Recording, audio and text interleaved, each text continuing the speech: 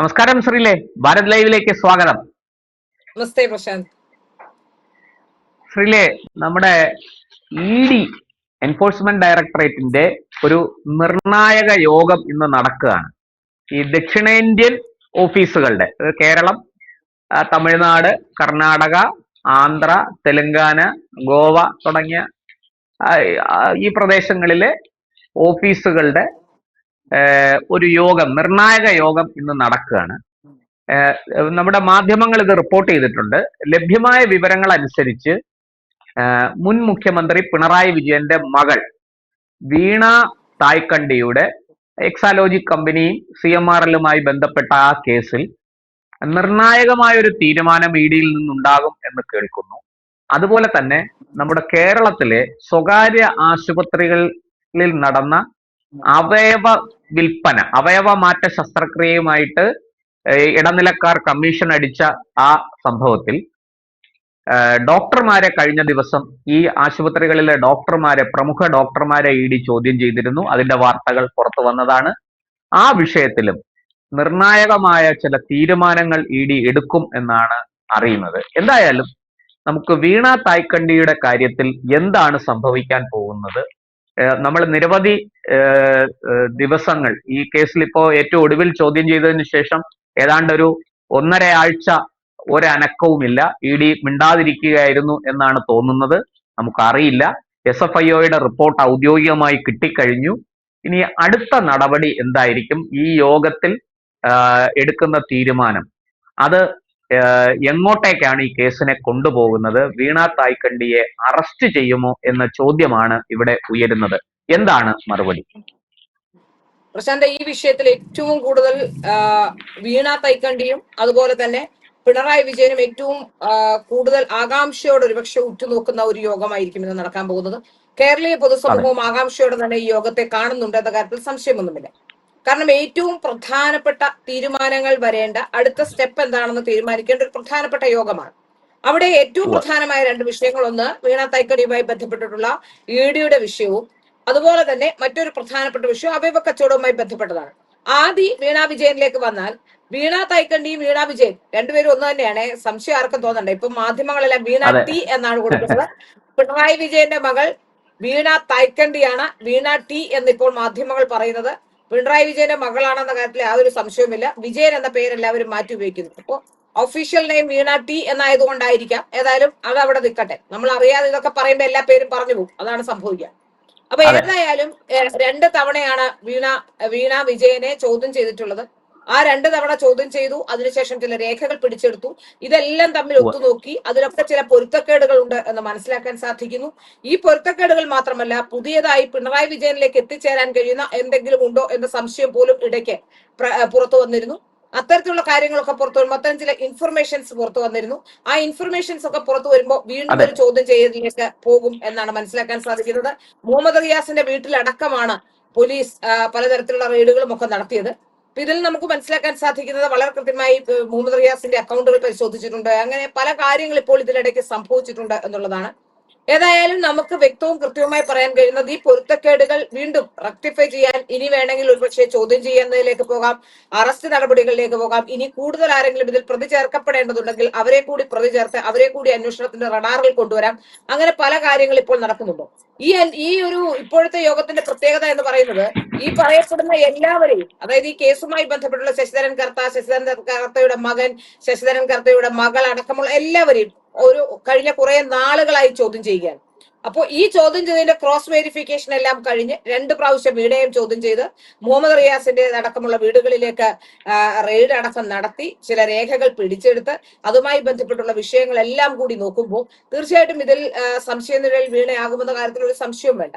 കാരണം ഇതിനെ ന്യായീകരിക്കാൻ കഴിയില്ല. ഈ ക്രൈമിനെ ന്യായീകരിക്കാൻ കഴിയാത്ത ഒരു ക്രൈമാണ് ചെയ്തിട്ടുണ്ടെന്നാണ് നമുക്ക് മനസ്സിലാക്കാൻ സാധിക്കുന്നത്. അപ്പോൾ ഇവിടെ ഉയരുന്ന ഒരു പ്രധാന ചോദ്യം, ശ്രീല ചൂണ്ടിക്കാണിച്ച കാര്യങ്ങൾ വ്യക്തമാണ്. നമുക്ക് ഈ കേസിന്റെ നാൾവഴികൾ പരിശോധിക്കുമ്പോൾ അത് നമുക്ക് മനസ്സിലാകുകയും ചെയ്യും.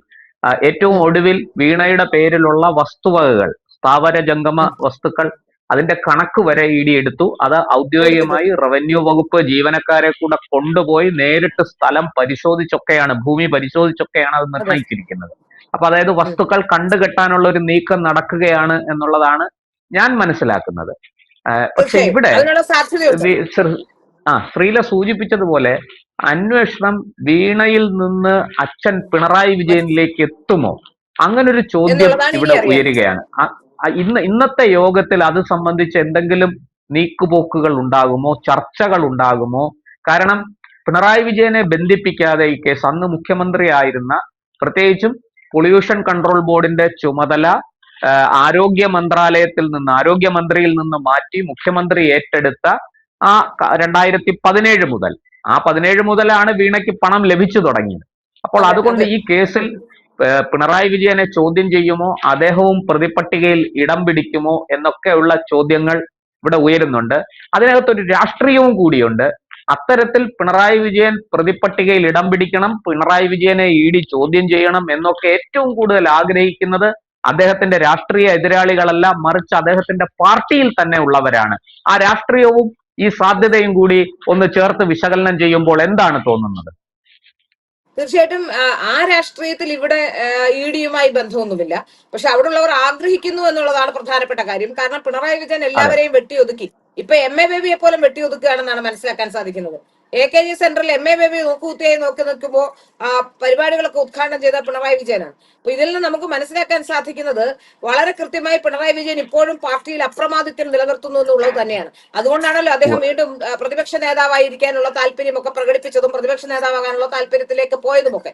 നമുക്കറിയാൻ സാധിക്കുന്ന ഏറ്റവും പ്രധാനപ്പെട്ട കാര്യം, ഏതായാലും ഈ വിഷയത്തിൽ വീണ വിജയനെ മാത്രം പ്രതി ചേർത്തുകൊണ്ട് മുന്നോട്ട് പോയാൽ കേസിന് വലിയ ഗുണമുണ്ടാകില്ല എന്ന് നമുക്ക് ഏവർക്കും അറിയാവുന്ന കാര്യമാണ്. കാരണം വീണ വിജയൻ എന്ന ഒരാൾക്ക് വേണ്ടിയല്ല ഈ പണം അക്കൗണ്ടിൽ എത്തിയത് നമുക്കറിയാം. പിണറായി വിജയൻ ചെയ്തു കൊടുത്ത സേവനങ്ങളുടെ എന്തൊക്കെ സേവനങ്ങൾ ചെയ്തു കൊടുത്തോ ആ സേവനങ്ങൾക്ക് ലഭിക്കുന്ന തുകയാണിതെന്ന കാര്യത്തിൽ യാതൊരു സംശയവും ജനങ്ങൾക്കില്ല. ഇനി ഇത് ഉറപ്പായി അല്ല എന്ന് പറയാനുള്ള കാരണങ്ങളുമില്ല. കാരണം ഈ കമ്പനി ഉണ്ടാക്കിയ ഒരു തട്ടിക്കൂട്ട് കമ്പനി, ആ കമ്പനിയുമായി ബന്ധപ്പെട്ടുള്ള ആരോപണങ്ങൾ വരുന്നു. ആ കമ്പനി ചെയ്തു കൊടുത്ത സേവനങ്ങൾ, ആ കമ്പനി ചെയ്തു കൊടുക്കാമെന്ന് ഏറ്റ സേവനങ്ങളെ കുറിച്ച് പറയുമ്പോൾ, വേർഡും എക്സലും ഒക്കെ പറയുമ്പോൾ അതിൽ നിന്ന് നമുക്ക് യാഥാർത്ഥ്യമായി നിരക്കാത്ത കാര്യങ്ങളാണ് പറയുന്നതെന്ന് ബോധ്യപ്പെടുമ്പോൾ തന്നെ നമുക്കത് മനസ്സിലാവുന്ന കാര്യമാണ്. അപ്പൊ തീർച്ചയായിട്ടും ഈ പണം വന്നിരിക്കുന്നതിന് സേവനങ്ങളൊന്നും ലഭിച്ചില്ല എന്ന് കരിമണൽ കർത്ത തന്നെ ആദ്യഘട്ടത്തിൽ പറഞ്ഞിട്ടുമുണ്ട്. അപ്പൊ ഇതിൽ നിന്ന് നമുക്ക് വ്യക്തവും കൃത്യവുമായി മനസ്സിലാക്കുന്ന കാര്യം, ഇത് പിണറായി വിജയനിലേക്ക് കൂടി എത്തും എന്നുള്ളത് യാഥാർത്ഥ്യവുമായി ബന്ധമുള്ള കാര്യമാണ്. പിണറായി വിജയനിലേക്ക് ഈ കേസ് എത്താനുള്ള സാധ്യതയുണ്ട് എന്ന് നമുക്ക് ഏവർക്കും അറിയുന്ന കാര്യമാണ്. കാരണം ഇത് അല്ലാതെ വീണ വിജയൻ എന്ന് പറയുന്ന ഒരു വ്യക്തിക്ക് ഒരു കമ്പനി തുടങ്ങാനുള്ള ഒരു കപ്പാസിറ്റിയോ അല്ലെങ്കിൽ അങ്ങനെ ഒരു പ്രാഗൽഭ്യമോ ഉള്ള ഒരു ആളൊന്നുമല്ല. പിണറായി വിജയന്റെ മകളായതുകൊണ്ട് ഒരു കമ്പനി തുടങ്ങുന്നു, ആ കമ്പനി പഠിച്ചിറങ്ങുന്നതിനെ ആലോചിച്ച് നോക്കൂ. സ്വാശ്രയ കോളേജിൽ പഠിക്കുന്നു, അതിനുശേഷം സ്വാശ്രയ കോളേജിനെതിരെ സമരം ചെയ്തവരാണ്. മകളെ സ്വാശ്രയ കോളേജിൽ ചേർത്ത് പഠിപ്പിക്കുന്നു. സമരം ചെയ്തത് അച്ഛനാണ്, മകളല്ല കേട്ടോ. മകളും മകനും ഒന്നും ഒരു സമരത്തിനും പോയിട്ടില്ല, സമരം ചെയ്തിട്ടില്ല. അത് ശരിയാ. അപ്പോ മറ്റുള്ളവരെ സ്വാശ്രയ കോളേജിൽ വിടാതിരിക്കാനും ഒക്കെ സമരം ചെയ്യുന്നു, വലിയ പ്രശ്നങ്ങൾ ഉണ്ടാക്കുന്നു. പുഷ്പനെ അറിയാമോ നീട്ടിപ്പാടുന്നു. നമുക്കിതൊക്കെ അറിയാവുന്ന കാര്യമാണ്. അപ്പൊ അതുകൊണ്ട് തന്നെ അതിനുശേഷം മകളെ സ്വാശ്രയ കോളേജിൽ തന്നെ അയക്കുന്നു. ഏതായാലും ഏതെങ്കിലും ആശയത്തോട് കമ്മിറ്റ്മെന്റോ താൻ ഉയർത്തിയ വാദങ്ങളോട് ഏതെങ്കിലും തരത്തിലുള്ള ഒരു നിലപാടോ സ്വീകരിച്ച ഒരു വ്യക്തിയല്ല പിണറായി വിജയൻ. നമുക്കറിയാം കേരളത്തിലെ തന്നെ ചില മന്ത്രിമാർ അവരുടെ മക്കളെ ഗവൺമെന്റ് സ്കൂളുകളിൽ പഠിപ്പിക്കുന്ന ചില മന്ത്രിമാരൊക്കെ ഉണ്ടായിരുന്നു നേരത്തെ, അതെനിക്കറിയാം. അപ്പോ അതിലൊന്ന് ഏറ്റവും പ്രധാനപ്പെട്ട നമ്മുടെ CPIയുടെ VS സുനിൽകുമാർ ഒക്കെ അയാളുടെ മകളെ പഠിപ്പിക്കുന്നത് ഞാൻ മനസ്സിലാക്കുന്നത് ഗവൺമെന്റ് സ്കൂളിലാണ് എന്നാണ്. അതുപോലെ MP രാജേഷ്, കാര്യമൊക്കെ പറഞ്ഞാൽ MP രാജേഷിന്റെ മകളും ഒക്കെ ഗവൺമെന്റ് സ്കൂളിലാണ് പഠിച്ചത്. അപ്പോ നേരെ മറിച്ച് എങ്ങനെയാണ് പിണറായി വിജയന്റെ മകളും കൊച്ചുമകനും ഒക്കെ പഠിക്കുന്നതെന്നുള്ള കാര്യം നമുക്ക് അറിയുന്ന കാര്യവുമാണ്. അപ്പൊ അതിൽ നിന്ന് നമുക്ക് വ്യക്തവും കൃത്യമായി അറിയാം, ഇത് രാഷ്ട്രീയത്തിനപ്പുറത്തേക്ക്, ആശയത്തിനപ്പുറത്തേക്ക് അദ്ദേഹത്തിന് മകൾ എന്ന താല്പര്യമുണ്ട് എന്ന് നമുക്ക് മനസ്സിലാക്കാൻ സാധിക്കുന്നു. അപ്പൊ ഇതിൽ നിന്ന് വ്യക്തവും കൃത്യമായി നമുക്ക് മനസ്സിലാക്കാൻ സാധിക്കുന്നത് ഈ വീണയിലേക്ക് മാത്രം ഇത് നിൽക്കില്ല എന്നുള്ളത് തന്നെയാണ്. അതുമായി ബന്ധപ്പെട്ട് ആരൊക്കെ ഇത്തരത്തിലുള്ള കാര്യങ്ങൾ നടത്തിയിട്ടുണ്ടോ, എന്തൊക്കെയാണ് കള്ളപ്പണം വിളിപ്പിച്ചിട്ടുണ്ടോ, ഇങ്ങനെയുള്ള കാര്യങ്ങളെല്ലാം സംബന്ധിച്ചായിരിക്കും ഇന്നത്തെ ED യോഗത്തിൽ ചർച്ചയുണ്ടാവുക. അപ്പൊ തീർച്ചയായിട്ടും ഇത് പിണറായി വിജയനിലേക്ക് എത്താനുള്ള സാധ്യതയുണ്ടെന്ന് തന്നെയാണ് മനസ്സിലാക്കാൻ സാധിക്കുന്നത്. ഞാൻ മനസ്സിലാക്കുന്നത് SFIOയുടെ രേഖകൾ, ഈ വളരെ വിപുലമായ തെളിവുകളാണ് SFIO ശേഖരിച്ചിരിക്കുന്നത്. ആ രേഖകൾ പരിശോധിച്ച്, അതിപ്പോ ഔദ്യോഗികമായിട്ട് EDക്ക് ലഭിച്ചിട്ടുണ്ട്. ആ രേഖകൾ പരിശോധിച്ചു കഴിഞ്ഞപ്പോൾ, അതായത് SFIOയുടെ ചോദ്യങ്ങൾക്ക് വീണ കൊടുത്തിരിക്കുന്ന മറുപടി അന്ന് അഭിഭാഷകന്റെ സഹായത്തോടു കൂടിയാണ്. അതേ ചോദ്യങ്ങൾ ED ആവർത്തിക്കുമ്പോൾ വീണയ്ക്ക് കൃത്യമായ ഉത്തരങ്ങളില്ല. SFIOയ്ക്ക് കൊടുത്ത മറുപടിയിൽ നിന്ന് വിഭിന്നമായ മറുപടി പറയുന്നു. ഓർമ്മയില്ല, അറിയില്ല, ഞാൻ കണ്ടിട്ടില്ല, കേട്ടിട്ടില്ല, ഇതൊക്കെയാണ് വീണ പറയുന്നത്. അപ്പോൾ അതിൽ നിന്ന് തന്നെ വളരെ വ്യക്തമാണ് വീണയ്ക്ക് എക്സാലോജിക്കുമായി ബന്ധപ്പെട്ട് നടന്നിരിക്കുന്ന CMRL-ഉം എക്സാലോജിക്കുമായിട്ട് ബന്ധപ്പെട്ട് നടന്നിരിക്കുന്ന എന്തിനു പറയുന്നു മെയില്, നമ്മുടെ ഇമെയിൽ ഇടപാടുകൾ പോലും വീണയ്ക്ക് അറിയില്ല എന്നുള്ളതാണ്. അപ്പോൾ അതിന്റെ അർത്ഥം ഇതിൽ മറ്റാരൊക്കെയോ ഈ കേസിൽ, അതായത് എക്സാലോജിക്കിനെ നിയന്ത്രിച്ചിരുന്നത് മറ്റാരൊക്കെയാണ്, അതൊരു കടലാസ് കമ്പനി ആയിരുന്നു. ഈ പറയുന്നത് പോലെ വീണ അതിന്റെ ഈ തലപ്പത്ത് ഡയറക്ടറായിട്ട് വീണയുടെ പേര് വന്നു എന്ന് മാത്രമേ ഉള്ളൂ. അതിനപ്പുറത്തേക്ക് ചില ഇടപാടുകൾ, ചില ഈ പറയുന്ന പോലെ നിയന്ത്രണങ്ങൾ, എക്സാലോജിക്കിന്റെ മേൽ മറ്റാരുടെയൊക്കെയോ നിയന്ത്രണങ്ങൾ ഉണ്ടായിരുന്നു എന്നാണ്. അതുകൊണ്ടാണ് അന്വേഷണം പിണറായി വിജയനിലേക്കും വീണയുടെ മറ്റു ചില ബന്ധുക്കളിലേക്കും ഒക്കെ നീങ്ങാൻ സാധ്യതയുണ്ട് എന്ന് കേൾക്കുന്നത്. അതുകൊണ്ടാണ് ഈ ഇപ്പോൾ ശ്രീലയോട് ഇങ്ങനെ ഒരു ചോദ്യം ചോദിച്ചത്. ഇരിക്കട്ടെ, നമുക്ക് തീർച്ചയായിട്ടും വീണയ്ക്ക് ഈ അഴിമതിയെ കുറിച്ച് അറിയില്ല എന്ന് പറയാൻ കഴിയില്ല. അഴിമതിയെ കുറിച്ചൊക്കെ വീണയ്ക്ക് അറിയാം, പക്ഷെ അതിന്റെ ടെക്നിക്കാലിറ്റികളെ കുറിച്ച് ചിലപ്പോൾ ഒരു പക്ഷേ ബോധ്യമുണ്ടാവില്ല. മാത്രമല്ല പിടിക്കപ്പെടുമ്പോൾ എന്ത് മറുപടി പറയണം, എങ്ങനെ ഈ കള്ളത്തരത്തിൽ നിന്ന് മറുപടി പറഞ്ഞ് പല ഘട്ടത്തിൽ മാറ്റി പറയുന്നത് കൊണ്ടാണ്. ഇപ്പൊ സത്യമാണെങ്കിൽ സത്യം ഒന്നേ ഉള്ളൂ, ആ പറയുന്നത് എവിടെയും ഒരു സത്യം തന്നെയായിരിക്കും. കാര്യങ്ങൾ മാറ്റിയും മറിച്ച് പറയേണ്ടി വരുന്നത്. അതെ, അപ്പൊ അതുകൊണ്ടാണ് ഇതിൽ വലിയ പ്രശ്നങ്ങൾ ഉണ്ടാകുന്നതെന്നാണ് എനിക്ക് മനസ്സിലാക്കാൻ സാധിച്ചിട്ടുള്ളത്. അതായത് വീണയ്ക്ക് കമ്പനി നടക്കുന്ന അഴിമതികളെ കുറിച്ചൊക്കെ അറിയാം, പക്ഷെ ഈ അഴിമതികൾ ചിലപ്പോ ഈ ക്വസ്റ്റ്യനിങ് വളരെ ഡിഫറന്റ് ആയ രീതിയിലായിരിക്കുമല്ലോ. സാധാരണഗതിയിലായിരിക്കില്ലല്ലോ ED ആണെങ്കിലും SFI ആണെങ്കിലും ചോദിക്കുന്നത്. ഇപ്പോൾ ഒരു അഭിഭാഷകന്റെ സാന്നിധ്യത്തിലാണെങ്കിൽ ഒരുപക്ഷെ അഭിഭാഷകൻ അതിനെ സംബന്ധിച്ച് ഏതെങ്കിലും തരത്തിലുള്ള കാര്യങ്ങളൊക്കെ പറഞ്ഞു കൊടുക്കാനോ അല്ലെങ്കിൽ ആ സമയത്ത് ഏതെങ്കിലും തരത്തിലുള്ള കാര്യങ്ങളൊക്കെ കമ്മ്യൂണിക്കേറ്റ് ചെയ്യാനൊക്കെ ഏതെങ്കിലും രീതിയിലൊക്കെ സാധിക്കുന്നുണ്ടാവും. പക്ഷെ അതുപോലെയല്ല ED ചോദ്യം ചെയ്യുമ്പോൾ ചോദിക്കുന്ന ചോദ്യങ്ങൾക്ക് കൃത്യമായ ആൻസർ നൽകേണ്ടതുണ്ട്. അവർ തിരിച്ചും മറിച്ചും ഒക്കെ ചോദിക്കും. അപ്പൊ അത് പറഞ്ഞു കൊടുക്കേണ്ടതുണ്ട്. അത് പറഞ്ഞു കൊടുക്കാൻ സാധിക്കുന്നില്ല എന്നുള്ളത് അഴിമതി വീണയ്ക്ക് അറിയില്ല എന്നുള്ളതല്ല. വീണയ്ക്ക് അറിയാം, പക്ഷെ വീണയ്ക്ക് എന്ത് പറയണമെന്നറിയില്ല, എങ്ങനെ പറയണമെന്നറിയില്ല. സത്യമല്ലാത്തത് കൊണ്ട് തന്നെ, കള്ളമായതുകൊണ്ട് തന്നെ. നേരെ മറിച്ച് ഒരു സത്യമാണെങ്കിൽ അത് ആ സത്യത്തിൽ ഉറച്ചു നിന്നാൽ 10 പ്രാവശ്യം ചോദിച്ചാൽ ആ ഒരൊറ്റ കാര്യം പറയാനുണ്ടാവുള്ളൂ. അവിടെയാണ് ആ സംഭവത്തിൽ വ്യത്യാസം വരുന്നത്. ഇവിടെ നമുക്ക് മനസ്സിലാക്കാൻ സാധിക്കുന്നത് ഈ വിഷയത്തിൽ വീണയുടെ കടലാസ് കമ്പനി ആയിരുന്നെന്നും വീണ ഈ ഇത്തരത്തിൽ ഫണ്ട് സോഴ്സ് ചെയ്യാൻ വേണ്ടി ഉണ്ടാക്കിയ ഒരു കമ്പനി മാത്രമായിരുന്നു നമുക്ക് എവർക്കും അറിയുന്ന കാര്യമാണ്.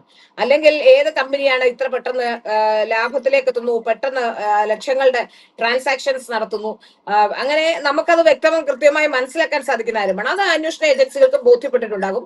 ഏതായാലും കൂടുതൽ ആൾക്കാർ പിണറായി വിജയനിലേക്ക് തന്നെ എത്താനുള്ള സാധ്യത ഉണ്ടെന്നാണ് എന്റെ ഒരു നിഗമനം ഈ വിഷയത്തിൽ. ശരിക്കും പറഞ്ഞാൽ പിണറായി അടക്കമുള്ളവർ ഈ കേസിൽ പ്രതിയാകാനുള്ള സാധ്യത വളരെ കൂടുതലാണ്. ഇന്നത്തെ നിർണായക യോഗം കഴിഞ്ഞാൽ നമുക്ക് അറിയാൻ കഴിയും ഈ വിഷയത്തിൽ EDയുടെ അടുത്ത നീക്കം എന്താണ്. അടുത്ത ഡോക്ടർമാരുമായി ബന്ധപ്പെട്ട വിഷയമാണെങ്കിൽ, ആശുപത്രികളുമായി ബന്ധപ്പെട്ട വിഷയമാണെങ്കിൽ അവയവ കച്ചവടം, അതുപോലെ തന്നെ പലതരത്തിലുള്ള ആശുപത്രികളെല്ലാം നമ്മൾ പണ്ടൊക്കെ ആശുപത്രിയിൽ പോകുന്നത് നമ്മുടെ ജീവൻ രക്ഷിക്കാനുള്ള മഹത്തായ പ്രസ്ഥാനങ്ങളായാണ് നമ്മൾ ആശുപത്രികളെ കണ്ടിരുന്നത്. ജീവൻ നിലനിർത്താനുള്ള മഹത്തായ പ്രസ്ഥാന ആതുരാലയങ്ങൾ എന്നാണ് പറഞ്ഞിരുന്നത്.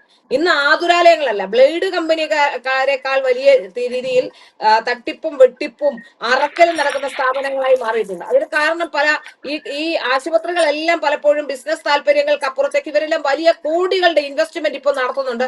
ആ ഇൻവെസ്റ്റ്മെന്റ് ഒക്കെ മറ്റ് ഫോറിൻ കൺട്രീസിൽ നിന്ന് പലരും വന്ന് ഈ ആശുപത്രികൾ ഏറ്റെടുക്കും.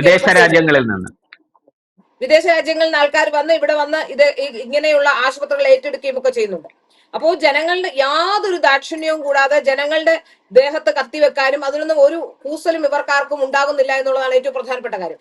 അവിടെ ഡോക്ടർമാർക്ക് ഒരു എത്തിക്സ് ഉണ്ട് എന്നാണ് ഞാൻ വിശ്വസിക്കുന്നത്. ഇപ്പൊ മാധ്യമപ്രവർത്തകരെല്ലാം കറപ്റ്റഡ് ആയാലും എത്തിക്സ് ഉള്ള മാധ്യമപ്രവർത്തകരുണ്ട് എന്ന് പറയുന്ന പോലെ ഡോക്ടർമാർക്ക് ഒരു എത്തിക്സ് ഉണ്ടാവണം. ആ എത്തിക്സ് ഡോക്ടർമാരെ ചോദ്യം ചെയ്തു എന്ന് പറയില്ലേ. പക്ഷെ ഡോക്ടർമാരെ സംബന്ധിച്ചിടത്തോളം അവർ ചിലപ്പോൾ ഒരുപക്ഷെ എല്ലാവരും മെറിറ്റിലൊന്നും പഠിച്ചു വരുന്നവരാവില്ല. മെറിറ്റിൽ തന്നെ നമുക്കറിയാം, മെറിറ്റിൽ വരുന്നവർ തന്നെ അവർക്ക് സ്വാശ്രയ കോളേജുകളിലെ സീറ്റ് വരുമ്പോ അവർക്ക് ഇത് കൂടുതലാണ്, ഫീസ് കൂടുതലാണ്. മെറിറ്റ് അല്ലാത്ത സീറ്റുകൾ സ്വാശ്രയ കോളേജിലേക്ക് അവർ സീറ്റ് പോകുമ്പോൾ കുറഞ്ഞ മെറിറ്റ് ഉള്ളവർക്ക് അവിടെ ചെല്ലുമ്പോ തീർച്ചയായിട്ടും അവർക്ക് പോലും കാശ് കൂടുതലാണ് ഫീസിനകത്ത്. അപ്പൊ ഒരു കുട്ടി ഏതായാലും പഠിച്ചിറങ്ങുമ്പോൾ ഏതാണ്ട് ഒരു 1 കോടി രൂപയ്ക്ക് അപ്പുറത്തേക്ക് ഒരു മെഡിസിൻ ഒരു വിദ്യാർത്ഥി പഠിച്ചിറങ്ങുമ്പോൾ അവർക്ക് ചെലവാകുന്നുണ്ട്. ഈ നേരെ മറിച്ച് കോളേജുകളിൽ മെറിറ്റിൽ പഠിച്ചു വരുന്ന കുട്ടികൾക്ക് അത്രയും ചെലവാകുന്നില്ല. പക്ഷെ ഈ ചെലവാകാത്ത കുട്ടികൾ പോലും എൻട്രൻസ് കോച്ചിങ്ങിനൊക്കെ പോകുമ്പോൾ വലിയ തുകയാണ് എൻട്രൻസ് കോച്ചിങ് സ്ഥാപനങ്ങൾ ഈടാക്കുന്നത്. അപ്പൊ അതിൽ അതെ നമുക്ക് അതെ മനസ്സിലാക്കാൻ സാധിക്കുന്നത് ഈ പഠിച്ചിറങ്ങുന്ന കുട്ടികളെ സംബന്ധിച്ചിടത്തോളം ഫിനാൻഷ്യൽ ബാക്കപ്പ് ഇല്ല എങ്കിൽ, വീടുകളിൽ ഫിനാൻഷ്യൽ ബാക്കപ്പ് ഇല്ല, അല്ലെങ്കിൽ ചിലപ്പോ പണത്തിന് ആർത്തിയുള്ളവരാകും വീട്ടുകാർ. അപ്പൊ അങ്ങനെയൊക്കെ വരുന്ന സമയത്ത് ഈ അവരുടെ എത്തിക്സ് ഒക്കെ വിട്ടിട്ട് അവർ ഇത്തരത്തിലുള്ള പ്രവർത്തികൾ ചെയ്യാൻ നിർബന്ധിതരാവുകയാണ്. ആശുപത്രികളിൽ ഞാൻ മനസ്സിലാക്കുന്ന ഡോക്ടർമാർക്ക് ടാർഗറ്റ് ഉണ്ട് എന്നാണ്. അവരെ സംബന്ധിച്ചിടത്തോളം അവർക്ക് ഇത്ര അതെ ഓപ്പറേഷൻ, അല്ലെങ്കിൽ ഒരു ദിവസം കിട്ടുന്ന ആ ആശുപത്രിയിൽ ഒരു ഡോക്ടർ കുറിക്കുന്ന ഇത്ര ഓപ്പറേഷൻ ഇത്ര രൂപ, ഇങ്ങനെയാണ് ഇത് കാലാകാലങ്ങളിൽ അല്ല, നടന്നുകൊണ്ടിരിക്കുകയാണ്. അപ്പൊ സ്കാനിങ് ഉൾപ്പെടെ, തീർച്ചയായിട്ടും സ്കാനിങ് എക്സ്റേ ഉൾപ്പെടെ എല്ലാത്തിനും ഉള്ളതിനെല്ലാം ഉണ്ട്. ഡോക്ടർമാർക്ക് അതിന് ടാർഗറ്റ് ഏതെങ്കിലും കൊടുത്തിട്ടുണ്ട്. പുറത്തേക്ക് കൊടുക്കുകയാണെങ്കിൽ മരുന്ന് കമ്പനികളുടെ വക, അങ്ങനെ എല്ലാ സ്ഥലത്തും ഇവർക്ക് കാശ് കിട്ടുന്ന രീതിയാണ്, കൈക്കൂലി കിട്ടുന്ന രീതിയാണ്. അപ്പൊ അതുകൊണ്ട് തന്നെ അത്തരത്തിൽ വരുമ്പോ തീർച്ചയായിട്ടും ഡോക്ടർമാരും ഇതിന്റെ ഒരു കണ്ണികളായി മാറും. ഡോക്ടർമാർ ആവശ്യമില്ലാത്തവരുടെ, ഏതെങ്കിലും തരത്തിൽ അസുഖമുള്ളവരുടെ, അല്ലെങ്കിൽ ട്രാൻസ്പ്ലാന്റേഷൻ നടത്താനുള്ളവരെയൊക്കെ സത്യത്തിൽ ബ്ലഡ് റിലേഷൻ ഉള്ളവരെ ട്രാൻസ്പ്ലാന്റേഷൻ നടത്താവൂ എന്നാണ് നിലവിലെ നിയമം.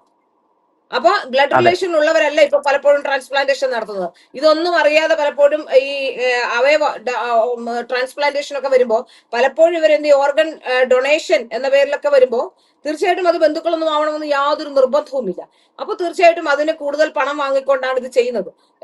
ലേക്ക് ഷോറിനെയൊക്കെ നേരത്തെ മുതൽ തന്നെ ഈ പറയപ്പെടുന്ന ആശുപത്രികളെ എല്ലാം തന്നെ നേരത്തെ മുതൽ തന്നെ ഇത്തരത്തിലുള്ള കാര്യങ്ങൾ ഉണ്ട് എന്ന് പല വിധത്തിലുള്ള ആരോപണങ്ങൾ വരുന്ന ആശുപത്രികളാണ്. അപ്പൊ തീർച്ചയായിട്ടും ഡോക്ടർമാരെയും ഈ കാര്യത്തിൽ ചോദ്യം ചെയ്യേണ്ടതുണ്ട്. ഡോക്ടർമാർക്ക് കൂടി പിടിവിടും, അവർ കൂടി പിടിപെടുമെന്ന അവസ്ഥ വന്നെങ്കിൽ മാത്രമേ ഡോക്ടർമാരെങ്കിലും കുറഞ്ഞപക്ഷം ആശുപത്രിക്കാരോട് അങ്ങനെ പറ്റില്ല എന്ന് പറയാനുള്ള സാധ്യതയുള്ളൂ എന്നാണ് എന്റെ വിശ്വാസം. അപ്പൊ അതുകൊണ്ട് തന്നെ ഈ വിഷയത്തിൽ ഡോക്ടർമാർ അവരുടെ എത്തിക്സ് കീപ്പ് ചെയ്യണം. ആവശ്യമില്ലാതെ ഒരാളുടെ ശരീരത്തെ കത്തിവെക്കുകയോ ആവശ്യമില്ലാതെ ഒരാളുടെ ഓർഗൻസ് ആർക്കെങ്കിലും എടുത്ത് വിൽക്കുകയോ ഒക്കെ ചെയ്യാനുള്ള നീക്കത്തിനെതിരെ എനിക്ക് തോന്നുന്നു സർക്കാർ കുറച്ചുകൂടി ഈ വിഷയത്തിൽ കുറച്ചുകൂടി ഇവരുടെ നിയമങ്ങൾ മാറ്റണം എന്നുള്ളതാണ്. ഈ നിയമങ്ങൾ മാറ്റിയാൽ ബന്ധുക്കളല്ലാത്തവർക്ക് കൊടുക്കാവുന്ന നിയമം മാറ്റി നിയമം മാറ്റിക്കഴിഞ്ഞാൽ അത് കുറച്ചുകൂടി വ്യത്യാസം ജനങ്ങൾക്കുണ്ടാവും. കുറച്ചു പേർക്കെങ്കിലും പണം കൊടുക്കാതെ ഇത്തരത്തിലുള്ള നിയമങ്ങൾ കൂടുതൽ കർശനമാക്കണം. അതാണ് സർക്കാർ ചെയ്യേണ്ടത്. അല്ലല്ല, അങ്ങനെയല്ല. ഓർഗൻ ഡൊണേഷനുമായി ബന്ധപ്പെട്ടുള്ള ഈ സാധാരണഗതിയിലെ ഓർഗൻ ഡൊണേഷനുമായി ബന്ധപ്പെട്ടുള്ള നിയമങ്ങൾ കുറച്ചുകൂടി ഉദാരമാക്കണം. പക്ഷെ ഏതെങ്കിലും തരത്തിലുള്ള ക്രൈം ഇതിലുണ്ടായാൽ പ്രശാന്ത് പറയുന്ന പോലെ അതിൽ വളരെ കൃത്യമായി കർശനമായ നടപടി സ്വീകരിക്കണം, നടപടികൾ എടുക്കണം. അതായത് ഈ ഓർഗൻ ഡൊണേഷനുമായി ബന്ധപ്പെട്ട് ബന്ധുക്കൾക്ക് മാത്രമേ കൊടുക്കാൻ പറ്റുകയുള്ളൂ എന്നൊക്കെ വരുമ്പോഴാണ് രഹസ്യമായി ഇതെങ്ങനെങ്കിലും കിട്ടുന്നത്. ഇപ്പോ അസുഖം വന്നാൽ നമുക്ക് എവിടെന്നെങ്കിലും ഇതിന് ആനുകാലികമായി അല്ലെങ്കിൽ ആനുപാതികമായി ഇത് കിട്ടിയേ തീരും. ആ സമയത്ത് ജീവൻ നിലനിർത്തുക എന്നുള്ളതാണ്. ഇപ്പൊ ബന്ധുക്കൾ എന്ത് ചെയ്തിട്ടാണെങ്കിലും അടുത്ത ഡോണറെ കണ്ടുപിടിക്കും. അപ്പൊ ആ ഡോണറെ കണ്ടുപിടിക്കാനുള്ള ആ വ്യവസ്ഥകൾ ഉണ്ടാകുമ്പോൾ അത് കുറച്ചുകൂടി ഉദാരമാക്കിയാൽ, അല്ലെങ്കിൽ കുറച്ചുകൂടി ഒന്ന് എങ്ങനെയുള്ളവർക്ക് കൊടുക്കാം, എത്ര ഇത് കൊടുക്കാം എന്നൊക്കെയുള്ള ആ രീതികൾക്ക് ഒരു മാറ്റം ഒരുപക്ഷെ വരുത്തിയാൽ ഈ ബന്ധുക്കൾക്ക് മാത്രമേ കൊടുക്കാൻ കഴിയൂ. അല്ല, ഈ വിഷയത്തിൽ ഇപ്പോ ഇഡിയുടെ നിർണായക യോഗം കഴിയുന്നതോടുകൂടി ഈ രണ്ട് കേസിലും ഒരു കൃത്യമായ നടപടിക്രമങ്ങളിലേക്ക് അവർ കടക്കുമെന്നാണ് നമ്മൾ പ്രതീക്ഷിക്കുന്നത്. തീർച്ചയായും നമ്മളുടെ പ്രതീക്ഷ തന്നെയാണ്. ഈ യോഗ വിവരങ്ങൾ പുറത്തു വന്നതിന് ശേഷം നമുക്ക് വീണ്ടും ഈ വിഷയവുമായിട്ട് വരാം. നന്ദി, നമസ്കാരം. ഓക്കെ പ്രശാന്ത്.